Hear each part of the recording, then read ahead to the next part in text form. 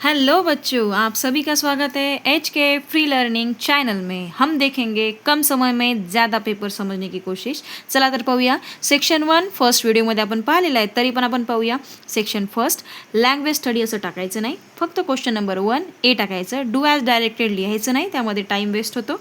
First लिहायचं, प्रश्न black कलरमध्ये दिसत आहे तो लिहायचा नाही आहे। फर्स्ट, सेकंड, थर्ड आणि फोर्थ 1 बाय 1 एका खाली एक नोट करायचं, जे आन्सर असेल त्याखाली अंडरलाईन करायचं, म्हणजे रेष ओढायची।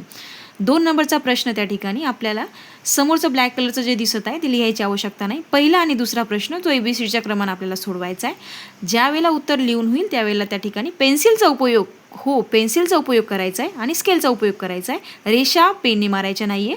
पंक्च्युएशन द फॉलोइंगमध्ये योग्य विरामचिन्हांचा उपयोग करायचा आहे। 4 नंबरच्या प्रश्नामध्ये दिलेल्या शब्दापासून 3 अक्षरी 4 शब्द बनवायचे आहेत। 5 नंबरच्या शब्दामध्ये शब्द दिलेला आहे, बॉक्स विचारलाय, बॉक्समध्ये उत्तर लिहिणं महत्त्वाचं आहे। 6 नंबरच्या प्रश्नामध्ये शब्द दिलेला आहे, रूल सांगितलाय ॲडजेक्टिव्हनुसार, त्यानुसार आपल्याला त्या ठिकाणी त्याच्यापासून शेवटच्या अक्षरावरून नवीन शब्द तयार करायचे। क्वेश्चन नंबर ए बी मध्ये डू ॲज डायरेक्टेड हे लिहायचं नाहीये। अटेम्प्ट एनी वन फ्रॉम 1 ए आणि बी दोनपैकी एक सॉल्व करायचं आहे। दुसऱ्या प्रश्नामध्ये ए आणि बी दोनपैकी एक सोडवायचे, जे आन्सर असेल त्याखाली आपल्याला अंडरलाईन करायची आहे। जाऊया समोरच्या सेक्शनकडे, सेक्शन नंबर सेकंड नवीन पेजवरती स्टार्ट करायचा आहे, जो 20 मार्कचा आहे, ज्यामध्ये 2 पॅसेज येतात।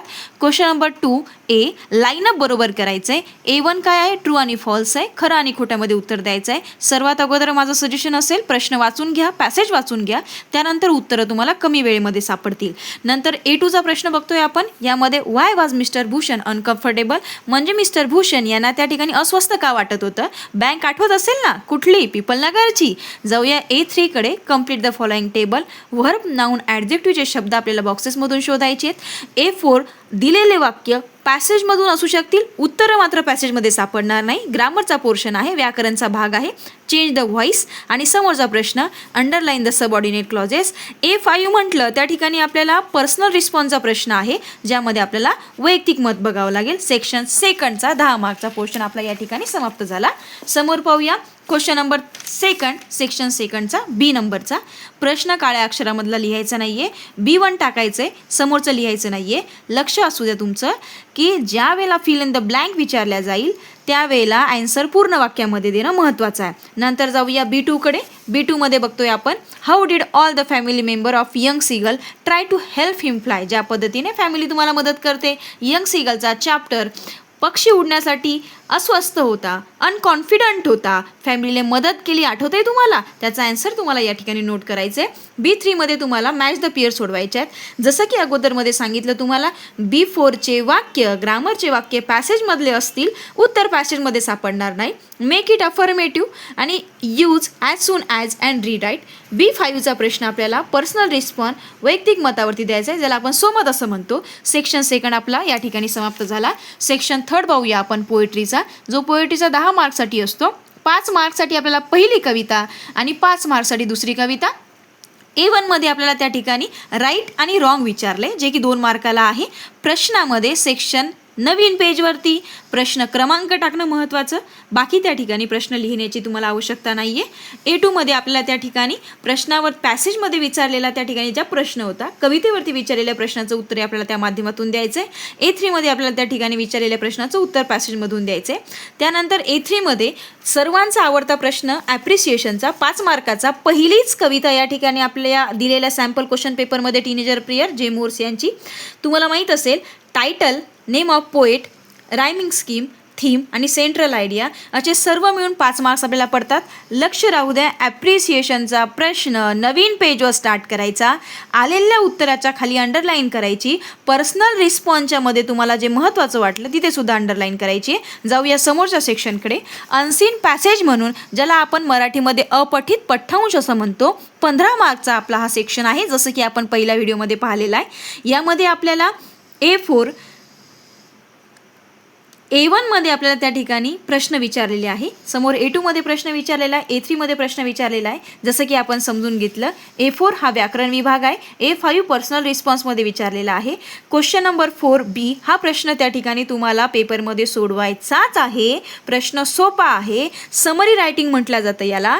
एकंदरीत 5 मार्कचा आहे। सुरुवातीला टायटल टाकायचं. त्यानंतर आपल्याला वाक्यामधले महत्त्वाचे वाटणारे पॅसेजेसमधून वाक्य त्या ठिकाणी राईट करायचे. त्या ठिकाणी आपल्याला 5 मार्क जे आहे ते नक्की मिळतील. सेक्शन नंबर 5 पाहूया आपण. यामध्ये रायटिंग स्किल म्हणून सेक्शन ओळखला जातो. यामध्ये क्वेश्चन नंबर 5 A1 A2 2 प्रश्न असतील. प्रश्न लिहिण्याची आवश्यकता नाही. सेक्शन नवीन पेजवरती स्टार्ट करा.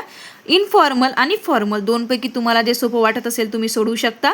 त्यानंतर क्वेश्चन नंबर 5 B1 B2 असं ऑप्शन असेल. माझं तुम्हाला सजेशन असेल B1 आणि B2 पैकी तुम्ही B1 सॉल्व करायला पाहिजे. मार्क ज्या वेळेला डिवाइड असतात त्यावेळेला आउट ऑफ मार्क मिळण्याची दाट शक्यता असते.